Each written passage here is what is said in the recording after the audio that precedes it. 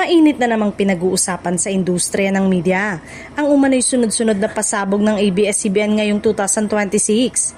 Sa isang talakayan sa radio ng Energy FM 106.7, nabanggit ng mga host na tila hindi nauubusan ng malalaking plano at sorpresa ang Kapamilya Network sa kasalukuyang taon. Ayon sa diskusyon, marami umanong nakaambang bagong proyekto mula teleserye at pelikula hanggang sa digital shows at special na collaboration. Kahit walang detalyadong kumpirmasyon, ramdam sa usapan ng excitement ng mga tagapakinig na umaasang may mga bigating anunsyo sa mga susunod na buwan. May mga bulong-bulungan din tungkol sa posibilidad ng bagong tambalan at pagbabalik ng ilang kilalang personalidad sa prime time. Kapag nagkataon, tiyak na magiging usap-usapan nito sa social media at magbibigay ng panibagong sigla sa programming lineup ng network.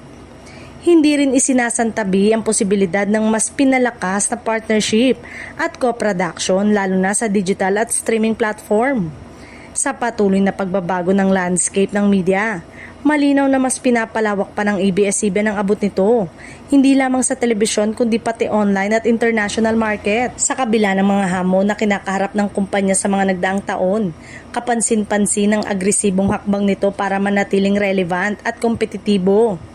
Ang mga ganitong pasabog ay tila patunay na patuloy ang kanilang pagbangon at pag-adapt sa makabagong sistema ng entertainment. Sa ngayon, nananatiling palaisipan kung ano ang susunod na malaking anunsyo. Ngunit kung pagbabasehan ng mga usap-usapan at galaw ng network, mukhang marami pang dapat abangan ang mga kapamilya ngayong 2026.